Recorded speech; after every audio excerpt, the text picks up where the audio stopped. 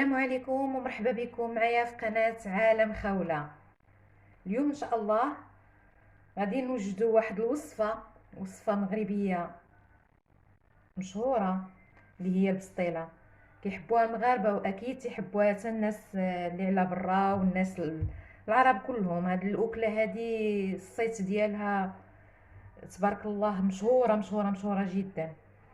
كنحتاجو السمك اليوم، غنديرو بسطيلة السمك. كنحتاجو جميع الانواع السمك اللي عندنا واللي متوفر. كل واحد كيخدم على قدر المستطاع ديالو. كاين اللي كيدير فيها ثلاثه الانواع الاسماك، كاين اللي كيدير فيها جوج، كاين اللي كيكتفي. كل واحد على قدر المستطاع ديالو. اليوم ان شاء الله انا غادي نوجدها بهاد الانواع اللي هي الميرلون. هيا باقا ما غسلتهاش، عاد نغسلها. عندي الكروفيت او الجمبري، وعندي الكالامار. هذا اللي كنشك فيه عنده اسم اخر، تنقولوا كالامار، وكاين اللي كيقول له سيلفيا، واقيلا ما مأكداش. هذا هو الحوت اللي غنستعمل ان شاء الله في البسطيله ديالي. وغاديه نغسل ان شاء الله هذا السمك، وعاد نتلاقاو لبقيه الوصفه ان شاء الله.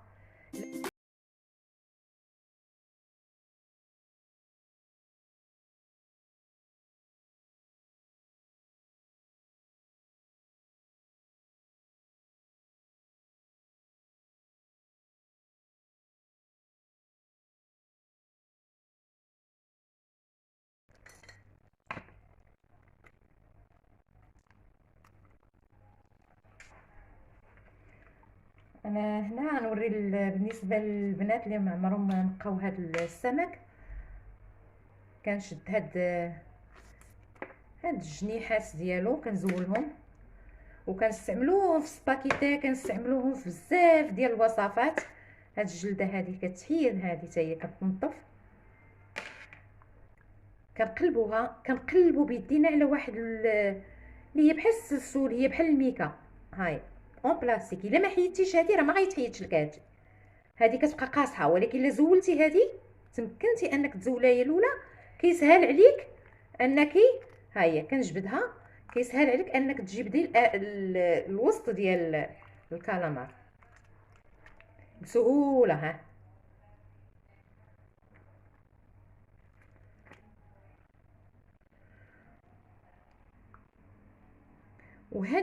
هذا واحد الماده اللي كتطلق ديك المداد، حتى هي كنحاولوا نزولوها بشويه، بلا ما تطلق لينا ديك الكحوله ديالها. كنخشيو يدينا ونزولوها، نحاولوا نزولوها. كاين اللي كيستعمل الماء عاد تيحيدها، كاين كل واحد وكيفاش كيدير ليها.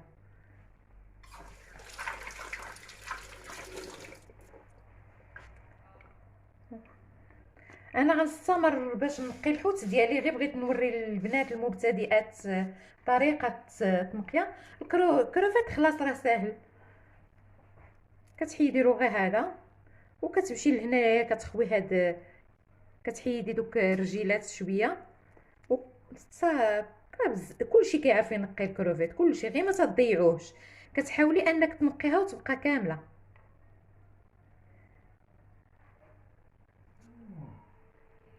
كتحاولي هذه كتجر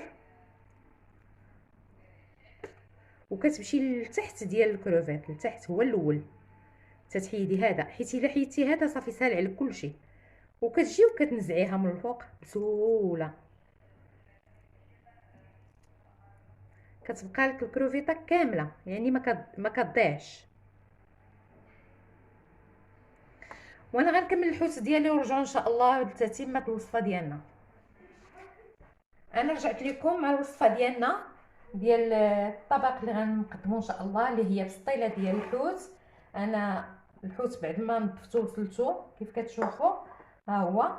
دابا غندير هاد الشرميله، نديرها الحوت الميرلون باش ندخلها الفران ان شاء الله. هي هذه خلطتها، فيها شويه السودانيه، الخرقوم، القزبر، معدنوس، الثومه. هذه كتكون الخلطه ديال الحوت اللي كنديروا ديما، التوابل ديالنا ديال الحوت الشرموله كيف كنقولوا في المغرب هي هذه. كنضيف عليها شويه ديال الهريسه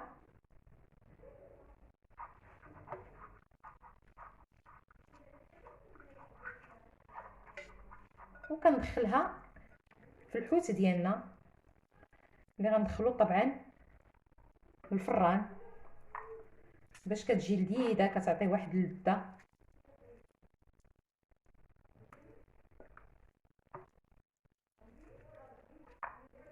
الحار كيجي زبين مع الحوت.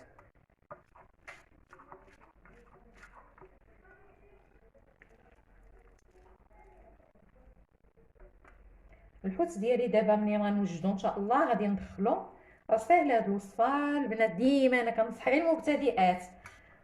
ما تبارك الله اللي كيكونوا يعرفوا معلمات راه هما تبارك الله كيعرفوا كلشي. بعد ما عمرت الحوت ديالي بالتشرميله دابا غندخلو الفران. ومنين نقيت الكروفيت احتفظت بهذا الماء ديالو كيف كتشوفوا، هذا الماء ديال الكروفيت غنصفيه ان شاء الله فوق هاد الشعريه الصينيه. غنصفيه باش هاد الماء ديالو هو اللي غادي يفزك به الشعريه الصينيه.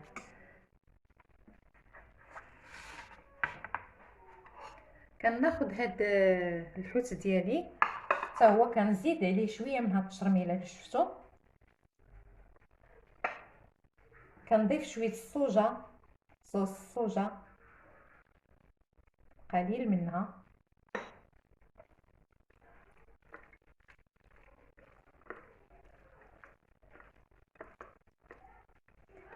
باش كيجي لنا لذيذ الحوت ديالنا.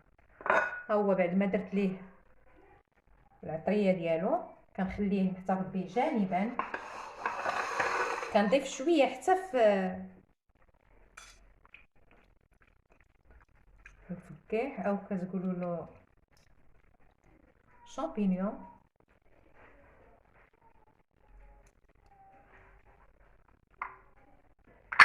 يعني هادي كنستعملها فيهم كاملين. دابا غادي ندوز ان شاء الله باش نقطع الحوت ديالي. كنستمر على هاد الطريقه.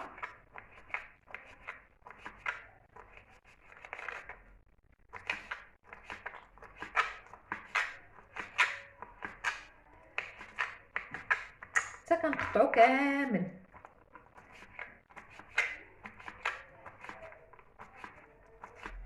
ها هو بعد ما قطعت السمك ديالي كيف تشوفوا شرائح. دابا غادي نحاول نصغر القطع، يعني باش ملي كنكونوا ناكلوا ما تتخرجش لك وحده طرف كبير في البسطيله. يعني كنبدا نقطع عاوتاني باش كنصغر القطع ديالي.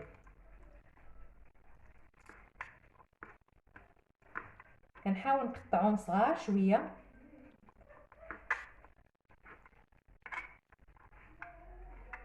باش ملي كتكوني تقطعي ما كيتبعكش طرف كبير يعني هابط. انا غنكمل تقطيع كيف كتشوفوا.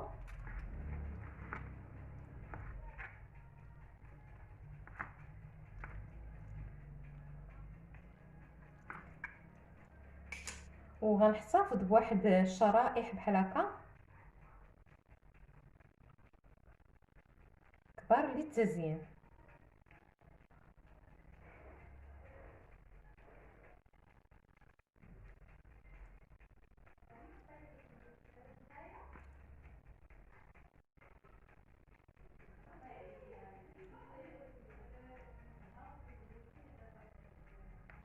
وهذا كله ان شاء الله غادي نقطعوه طريفات بهذا الشكل.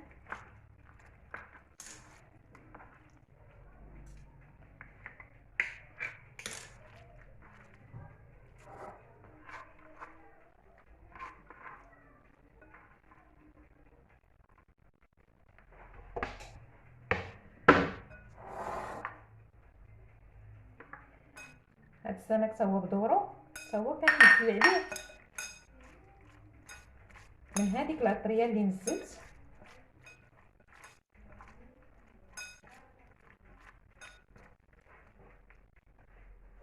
كنزيد عليه شويه ديال صوص صوجا، شويه قليل جدا، ما كنكثروش الصوجا، ما كنكثروهاش، غير شويه باش كتعطينا داك المذاق.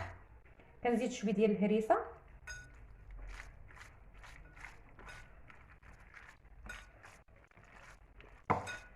وبطبيعه الحال كنخلي هادشي كله كيتمشرمل وكنحتفظ به جانبا باش كيتشرب ديك العطريه اللي كنستعملوا ليه وكلشي. دابا ان شاء الله كنوجد الشعريه الصينيه ديالتي. كنجيب واحد الصفايه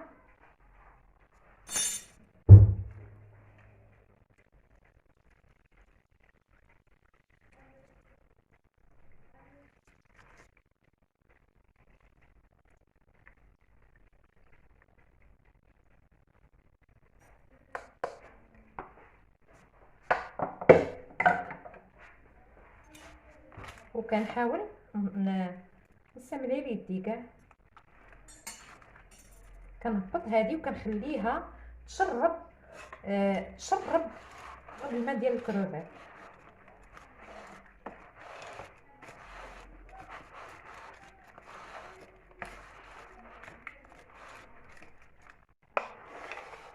ودابا كناخذ مقلاة ديالي كيف كتشوفوا، كناخذ مقلاة كندير فيها معلقه كبيره ديال الزبده،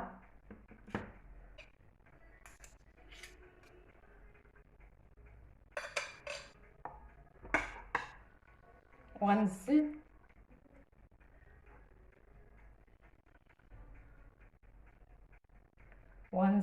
هاد الحوت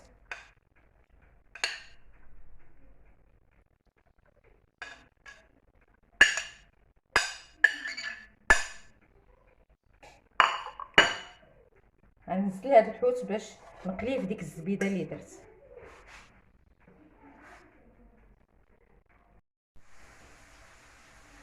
وهذه هي الشعريه الصينيه ديالنا. انا كندير لها هاد الطريقه، كنحطها حتى كتبرد، كنحاول نحلها بحال هكا ونقطعها غير بالموس هكا، تقطع بالموس رقيقه. اللي بغات تستعمل المقص تستعملو، انا كنستعمل غير الموس هكا ونقطع، كتجي ساهله في التقطيع.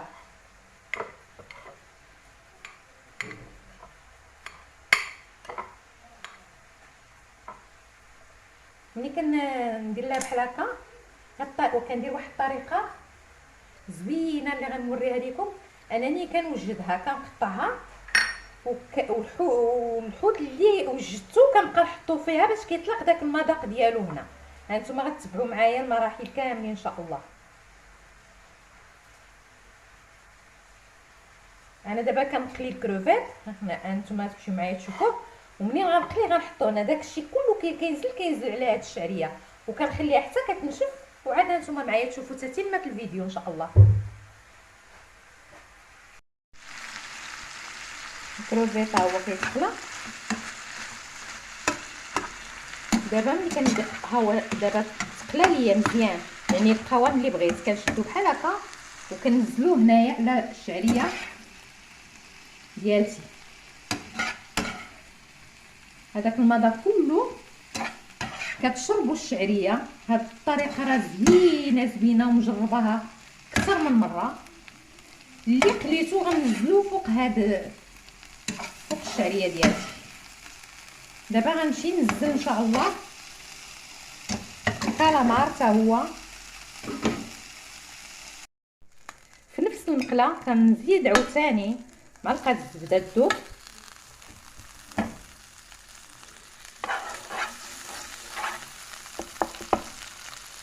وكنزل الكالامار ديالي كامل.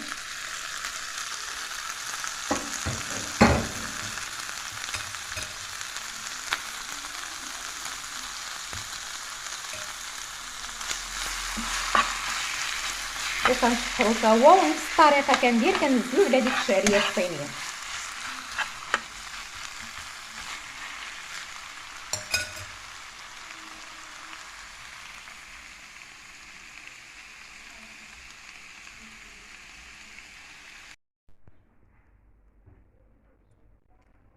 ودابا تنقي الميرلون كناخذ غير الهبره ديالها،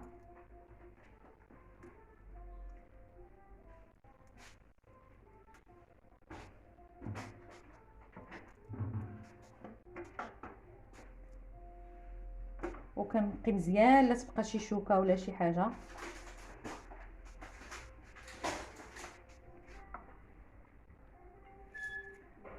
دابا كنحاول ندخل الحوت مع الشعريه ديالي.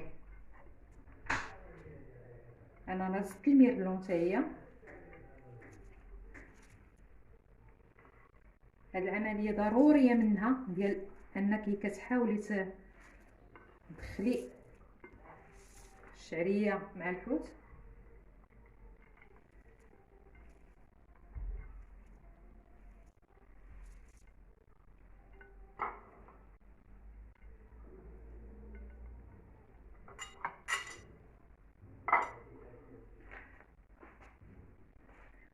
كنزيد شامبينيون،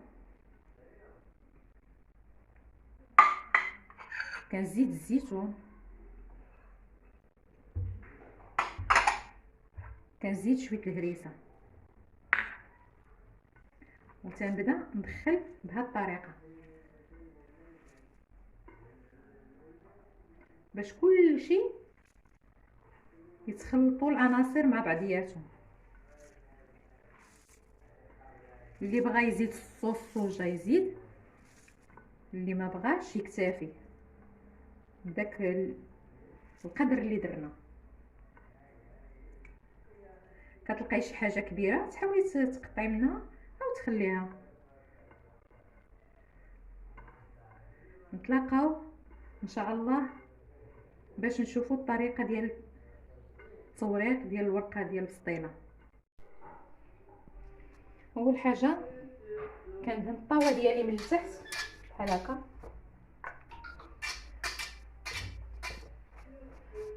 هنا خلطت الزيت مع الزبده.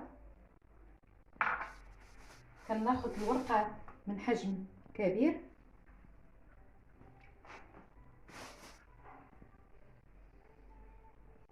كنحلها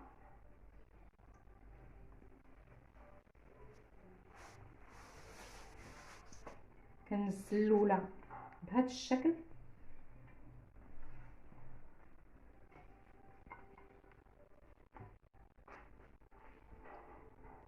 قديت هاد الوريقات ديالي بهذه الطريقه. كنحط غير نص نص، كنخليه على برا، كنجيب وحده كنحطها الوسط. الاولى كنقادها بحال هكا، كنزيد الثانيه ندهنها،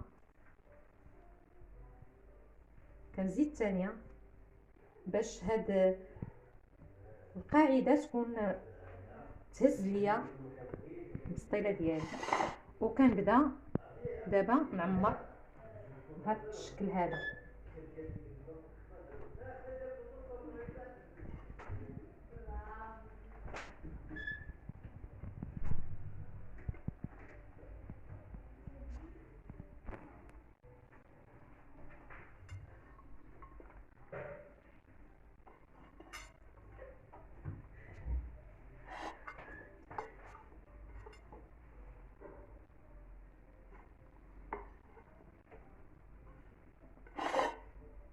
دابا كنقاد بيديا، كنحاول نقاد باش تجيني مقاده من الجهات كاملين، الجهات كاملين تجيني مقاده البسطيله ديالي، تجيني مقاده. دابا كنبدا نرجع هاد الاطراف من الاول بهذا الشكل هذا، وتنستعن الزيت والزبده.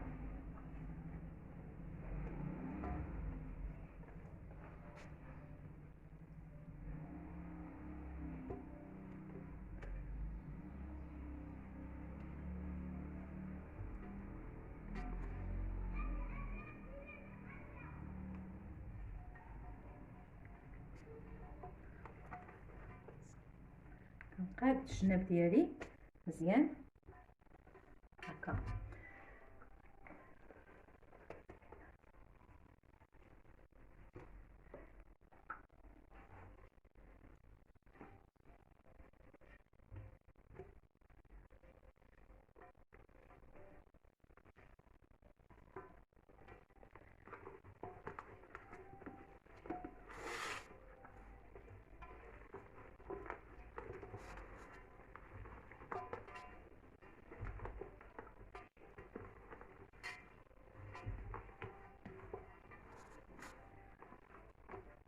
دابا كنبقى نجمع الجناب بهذا الشكل هذا،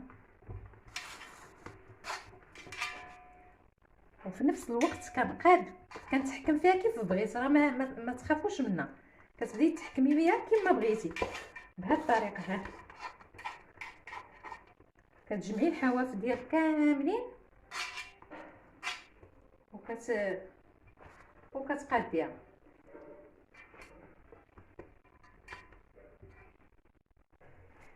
اللي كيبغي يزينها كيزينها، اللي كيبغي يخليها سامبل غيخليها سامبل. كل واحد والشكل باش كيصاوب الزين ديالو او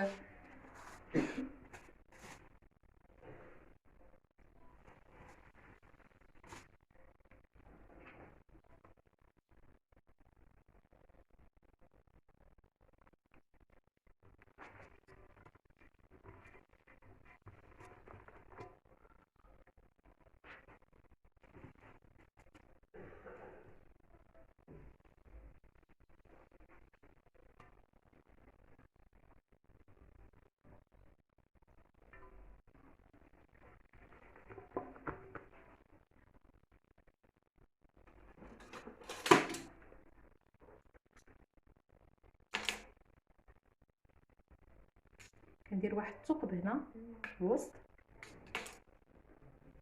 كنقص من هذه وتندخلو بهذا الشكل هذا.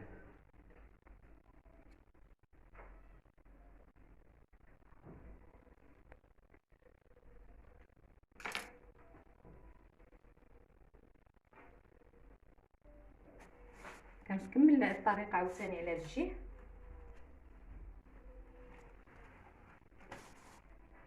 كنشد الورقه، كنحاول بحال ندير لها دي بلي بحال هكا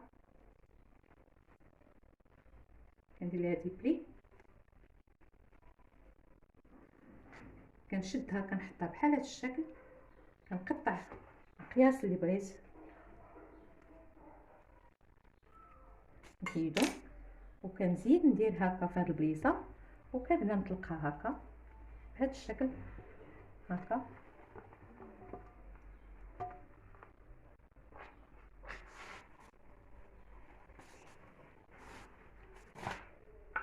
وديما كنستعنوا بالزبده ديالنا باش ما كتنشفش لينا الورقه.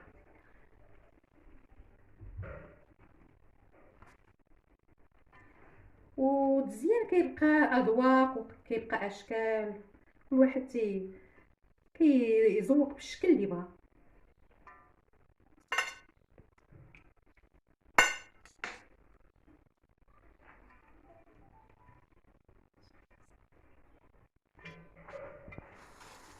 غدوريها تحكمي فيها كما بغيتي بحال هكا.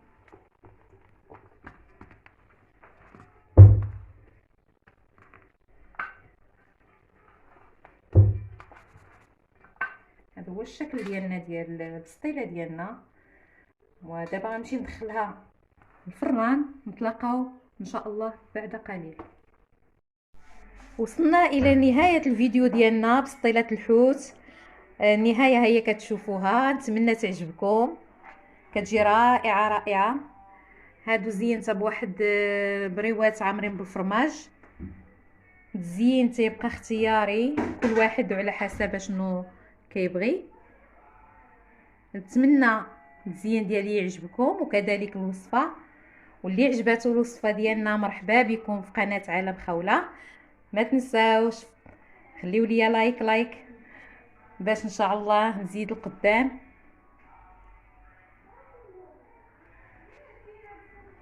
ولا عجباتكم الوصفات اليوم نتمنىكم تزوروا قناتي وتشتركوا. مرحبا بكم في قناه عالم خوله.